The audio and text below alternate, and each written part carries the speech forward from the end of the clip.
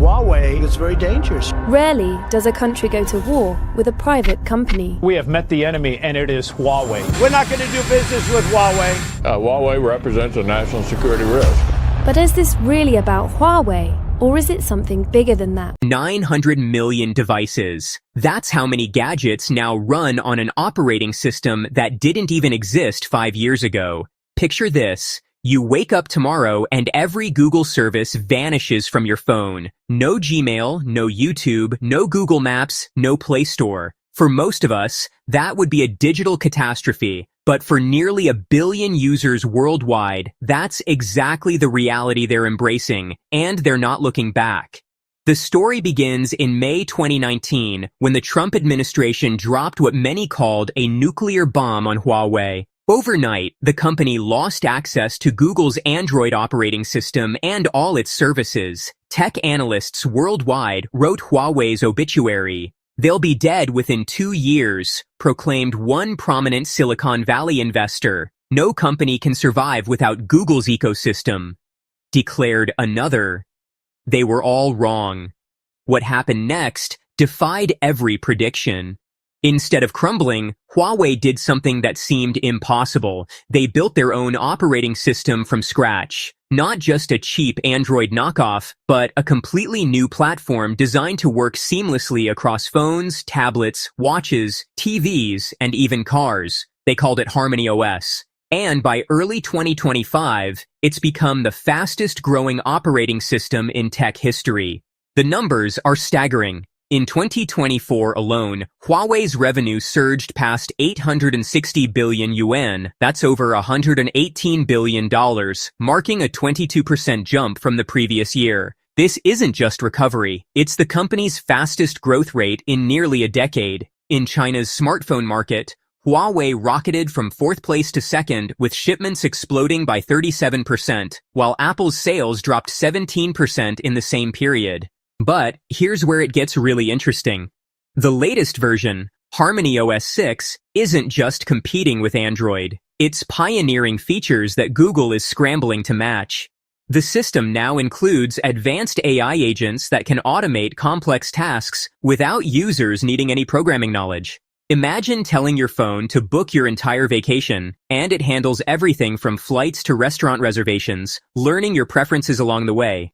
We're not trying to copy anyone, explains Dr. Chen Wei, a senior architect who worked on HarmonyOS development. We asked ourselves a simple question. If we could redesign mobile computing from the ground up, knowing everything we know today, what would we build? The answer wasn't Android. The Mate 60 Pro smartphone became the symbol of this transformation.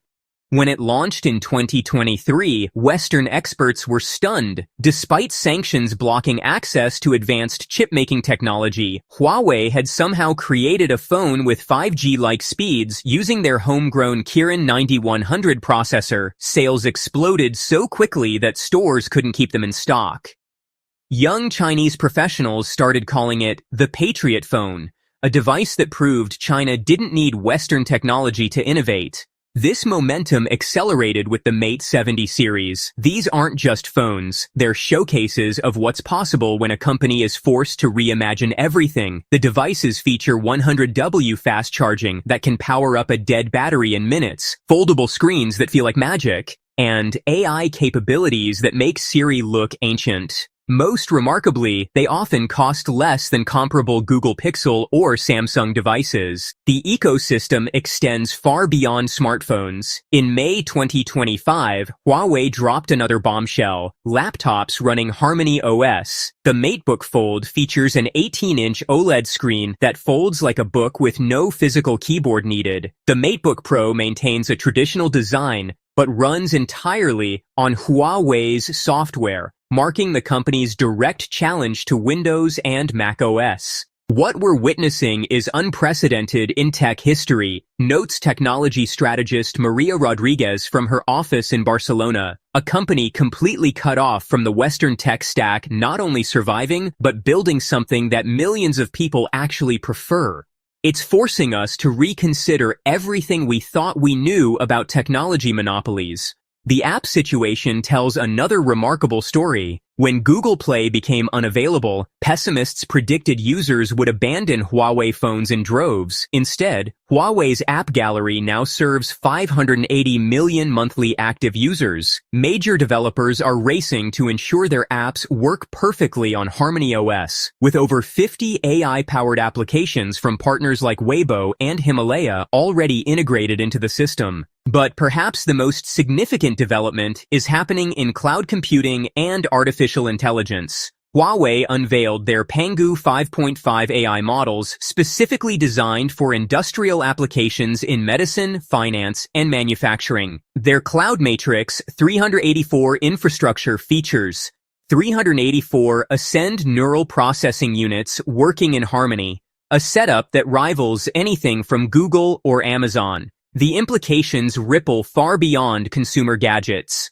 Businesses across Asia are increasingly choosing Huawei's cloud services over Western alternatives, citing better local support, competitive pricing, and crucially, data that stays within their borders. The sanctions didn't just push Huawei to create alternatives. They forced the company to fundamentally rethink how technology should work. Take their latest breakthrough, a revolutionary approach to device interconnection that makes Apple's ecosystem look closed off by comparison.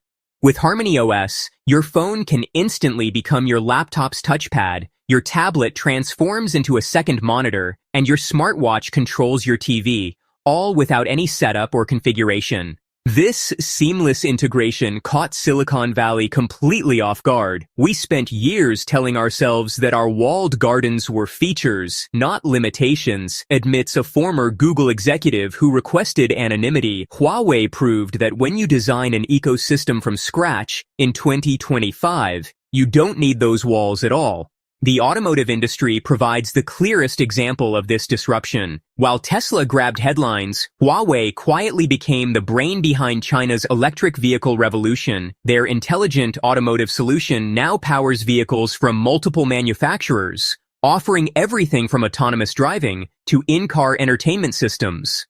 The AITO M9, developed with Huawei's technology, sold 160,000 units in its first year, outselling many established luxury brands. What makes this particularly striking is the technology inside these vehicles. Huawei's autonomous driving system uses a unique approach that combines traditional sensors with advanced AI processing, achieving level 4 autonomy in certain conditions. During a recent demonstration in Shenzhen, a car equipped with Huawei's system navigated rush-hour traffic for 45 minutes without human intervention, handling everything from aggressive lane changes to unexpected pedestrians.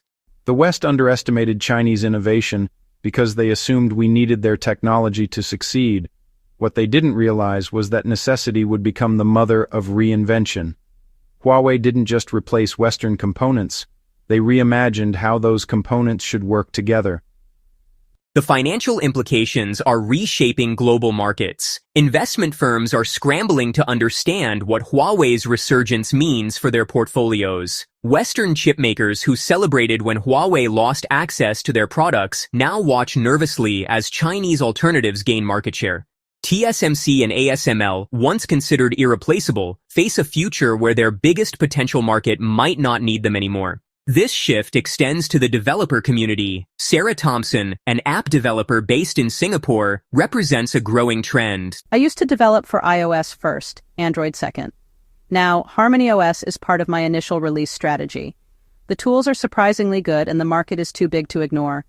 Plus, Huawei's revenue-sharing model is more generous than Apple's or Google's. The ecosystem's expansion into emerging markets tells another compelling story. In regions where expensive smartphones remain out of reach for many, Huawei's aggressive pricing and local partnerships are changing the game. In Indonesia, the Philippines, and Thailand, HarmonyOS devices are outselling Android phones in several price categories. These aren't just budget devices either. They're full-featured smartphones that would have cost 3 times as much just 2 years ago. Educational institutions across Asia are taking notice. Universities in Malaysia and Vietnam are adding HarmonyOS development to their computer science curricula. Our students need to be prepared for a multipolar tech world, explains Dr. Ahmad Rahman, Dean of Technology at a major Malaysian university. Teaching only iOS and Android development would be like teaching only English in a multilingual world. The security angle adds another layer to this transformation. While Western governments warned about Chinese surveillance, many users and businesses found American tech giants' data collection equally troubling. Huawei capitalized on this, implementing privacy features that give users granular control over their data. Their privacy dashboard shows exactly what information apps access and when, with one-tap controls to revoke permissions. Perhaps most intriguingly, Huawei's success is inspiring other Chinese tech giants to reduce their dependence on American technology.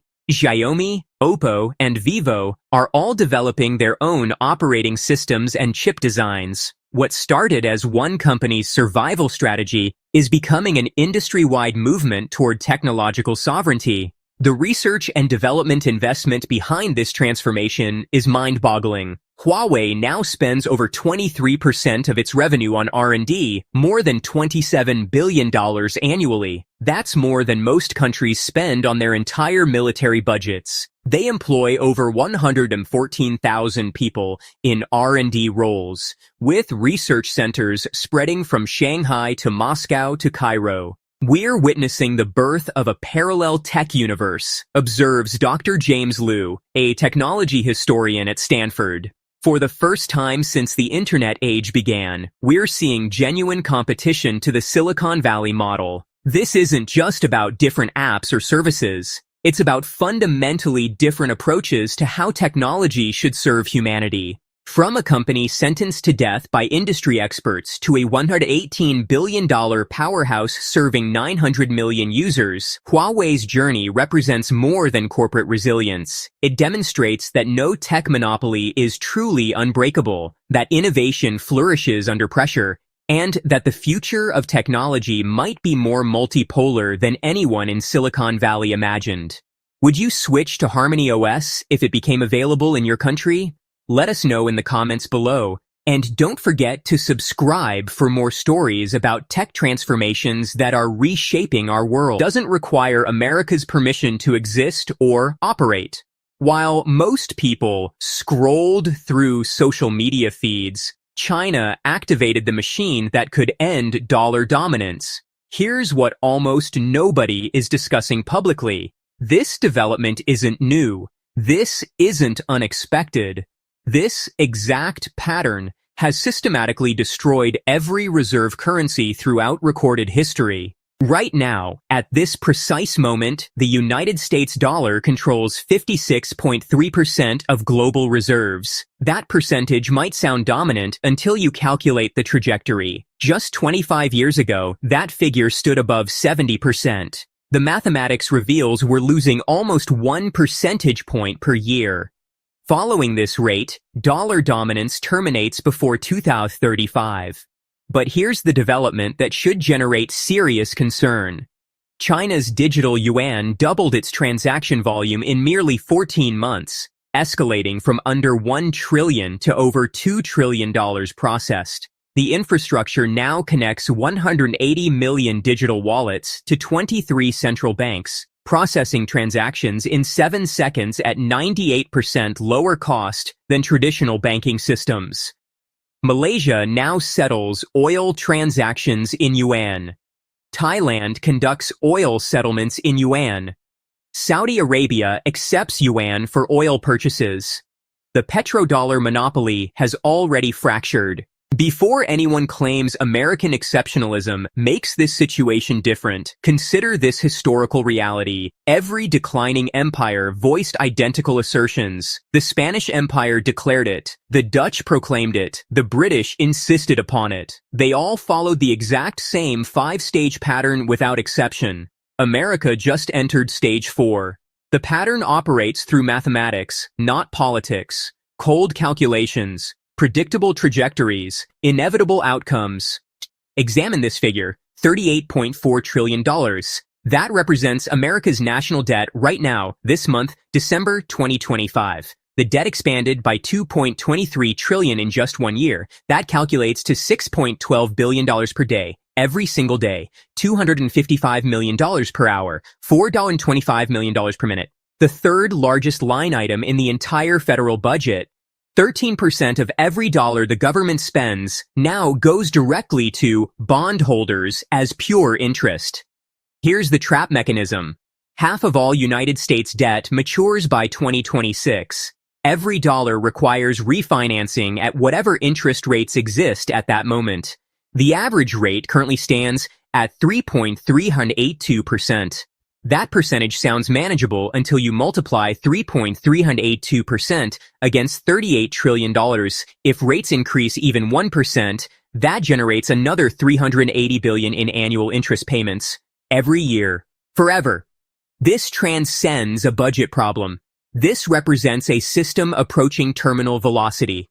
The pattern consists of 5 stages: fixed, chronological, unchangeable. Every reserve currency in recorded history followed this exact sequence. 0 exceptions. Once you comprehend the mechanism, you'll recognize why this time cannot deviate. Stage 1. Foundation. A nation rises with genuine economic power, not paper promises, real production, trade surpluses, accumulated gold or silver reserves, military strength protecting commerce routes. Other nations desire the currency because it represents actual value. The foundation rests on legitimate wealth creation and sound money backed by tangible output. This constitutes the earning phase. Stage 2. Ascendancy. Through war, through trade, through international agreements, that currency becomes the world's reserve. Other countries hold reserves in it. Commodities get priced in it. International debts settle in it. This creates what economists term exorbitant privilege. The reserve nation can print money and export the resulting inflation. They can borrow at rates that would financially destroy any other economy. They can run deficits indefinitely. For a limited time, it functions beautifully. The world economy grows, trade expands, everyone benefits. But here's the trap embedded in the system. The privilege transforms into temptation. The printing press becomes the solution to every political problem. Stage 3. Overextension. Once you possess the ability to print the world's money, stopping becomes politically impossible. Military spending explodes across global theaters. Social programs balloon beyond sustainability. The government borrows not for emergencies but as permanent policy. Here's the mechanism that makes this phase inevitable. The reserve currency nation must run persistent trade deficits. Consider the logic. If the world requires dollars for international trade, America must supply those dollars continuously. The only method to supply dollars globally involves importing more than we export. Year after year, decade after decade, the trade deficit becomes structurally embedded. To finance the deficit, borrowing becomes necessary. To service the borrowing, printing becomes required. The money supply grows faster than real economic output. Purchasing power erodes. Slowly, initially. 1% inflation, 2% inflation. But the trajectory locks in permanently. Stage 4. Crisis. Eventually, mathematics catches up with policy. Foreign holders realize they're holding a melting ice cube. They diversify gradually. A central bank adds gold reserves here. A country settles bilateral trade there. The reserve share starts declining. This creates a feedback loop mechanism. As confidence drops, more holders exit positions. As more exit, confidence drops faster. The reserve nation can't stop printing because the entire system built itself on monetary expansion. Inflation accelerates. The government intervenes with controls, desperate policies, increasingly aggressive monetary tools. None of it works because the problem is mathematical. Too many currency units chasing too little real value. Stage 5. Transformation. The old currency loses reserve status, not through war declarations, not through international decree, through market forces. Countries discover alternatives. Bilateral trade bypasses the reserve currency. A new currency emerges backed by the nation with the strongest trade surplus and the will to maintain sound money, at least initially. Because here's the final piece. The new reserve currency will follow this exact same pattern. The cycle repeats because the temptation is universal. The mechanism operates like clockwork. Sound money creates trust. Trust creates reserve status. Reserve status creates privilege. Privilege creates overextension. Overextension creates debasement. Debasement destroys trust. Lost trust ends reserve status. It's powered by human nature and mathematics. Both are constants throughout history. Let me prove this pattern through 4 historical examples. Same pattern, same sequence, same outcome. August 15th, 1971. President Nixon appeared on national television and announced the United States will no longer convert dollars to gold. The Bretton Woods system, which made the dollar the world's reserve currency since 1944, died that night. After World War II, the dollar was pegged to gold at $35 per ounce. Every other currency pegged to the dollar. The system worked perfectly initially. America maintained trade, surpluses, and real production capacity. The world needed dollars. Then Stage 3 arrived. The Vietnam War, the Cold War, Great Society programs, military spending exploded, social programs expanded dramatically. From 1961 to 1969, the Federal Reserve printed money to finance everything. By the late 1960s, far more dollars circulated globally than America could redeem for gold.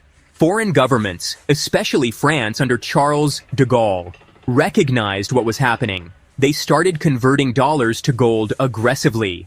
The gold reserves at Fort Knox were bleeding out rapidly. By August 1971, only 10,000 metric tons remained. On August 13th, Nixon held an emergency meeting at Camp David with Treasury Secretary John Connally, Fed Chairman Arthur Burns, and Undersecretary Paul Volcker. They faced Stage 4 completely, a full confidence crisis. 2 days later, Nixon shut the gold window in what he called a temporary suspension, except it never reopened. The Smithsonian Agreement attempted to maintain fixed rates at devalued levels. It collapsed in 15 months. By March 1973, Bretton Woods was dead. Major currencies started floating freely. Gold was $35 per ounce in 1971. Today, it exceeds $3,000. That represents a 98% loss in the dollar's purchasing power against gold in 54 years.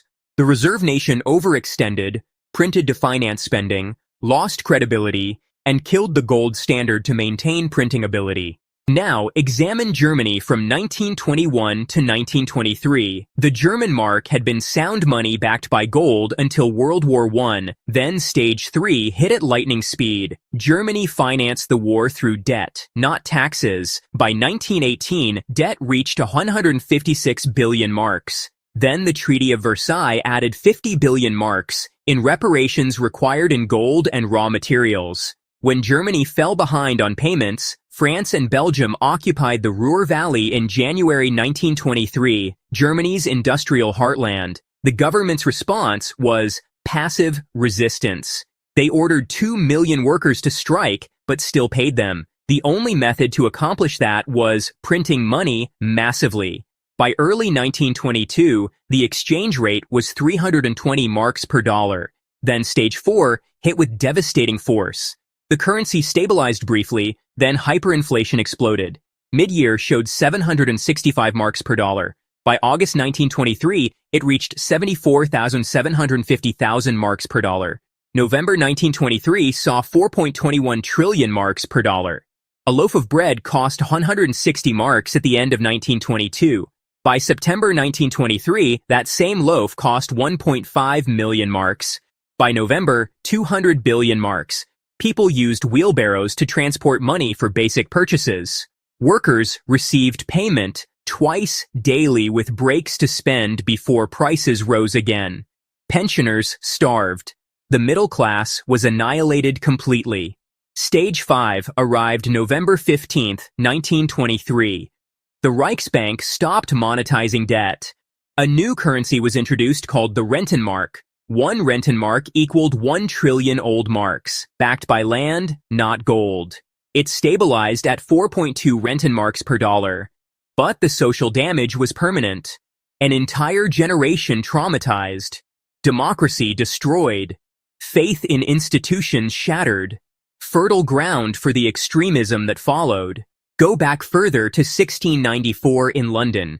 King Charles II had borrowed heavily from goldsmiths in 1672, then simply refused to repay. Trust in sovereign lending collapsed entirely. By the 1690s, England was fighting the 9 Years' War against France, desperate for funds. Nobody would lend after the Charles disaster. Enter William Patterson, a Scottish merchant with a revolutionary idea. Let the public lend £1.2 million to the government. In return, investors become shareholders in a joint stock company with banking privileges and note-issuing rights. The company was called the Governor and Company of the Bank of England. The government would pay 8% interest, half what goldsmiths charged. The key innovation was a national bank protected from royal seizure. £1.2 million was raised in 11 days from 1,268 investors. July 27, 1694, the royal charter was granted. This was stage 1 perfection. Sound money, public subscription, clear rules, limited liability, trust through transparency, not decree. For over 2 centuries, the bank maintained stability. The British pound became the world's reserve currency after adopting the gold standard. But Britain eventually hit stages 3 and 4. World Wars I and II bled the empire dry financially. By 1944, Britain was bankrupt. Bretton Woods transferred reserve status to America. Finally, examine Rome, the template for everything that followed. The silver denarius was introduced around 211 BC at 4.5 grams of 95 to 98% silver. This represented stages 1 and 2, sound money backing the most powerful military and trade network in the ancient world. The denarius became the universal Mediterranean currency. Under Augustus, value held stable. But stage 3 began with Nero in 64 AD. After the Great Fire of Rome, Nero needed money urgently. He reduced denarius weight to 3.4 grams and dropped silver content to 90%. Every emperor afterward continued the debasement. Under Trajan, Marcus Aurelius, and Commodus, more spending required more printing. Silver content kept falling. By the Severan dynasty in the early 3rd century, coins contained less than 50% silver. Under Caracalla in 215 AD, the Antoninianus appeared, supposedly worth 2 denarii, but containing only 1.6 times the silver. By 268 AD, under Gallienus, coins weighed 2.4 grams with just 2.4% silver. Stage 4 was brutal. Inflation exploded across the empire. By 301 AD, when Diocletian issued his price edict, wine that cost 1/8 denarius at the empire's height now cost 8 debased denarii. 6,300% inflation. Trade collapsed. Barter returned. The empire fragmented. Stage 5 came with Constantine in 312 AD. The gold solidus was introduced at pure gold, 4.5 grams. This became the Byzantine foundation and stabilized for centuries. But the Western Roman Empire collapsed in 476 AD, largely from the economic chaos currency destruction created. 4 case studies spanning 2,000 years, different continents, different cultures, different technology levels, identical pattern, foundation, ascendancy, overextension, crisis, transformation. The mechanism doesn't care about language, politics, or innovation. It runs on mathematics and human nature. Both are constants. Now let's map this pattern to America stage by stage with current evidence. Stage 1 is complete. The United States emerged from World War II as the only major power with intact infrastructure, massive trade surpluses, most of the world's gold, creditor to nations, unmatched production capacity, absolute military dominance. The foundation was real economic strength. Stage 2 is complete. Bretton Woods 1944 established the dollar as global reserve, oil priced in dollars, debts denominated in dollars. For 30 years, this provided stability. America enjoyed exorbitant privilege. Stage 3 has been active for 50 years. The Nixon shock in 1971 marked the start. Once the gold peg died, printing constraints vanished. Every decade since has seen accelerating monetary expansion. National debt was $1 trillion in 1981, $5 trillion in 1996, $10 trillion in 2008, $20 trillion in 2017. Today, $38.4 trillion. Debt to GDP hit 119% in Q2 2020.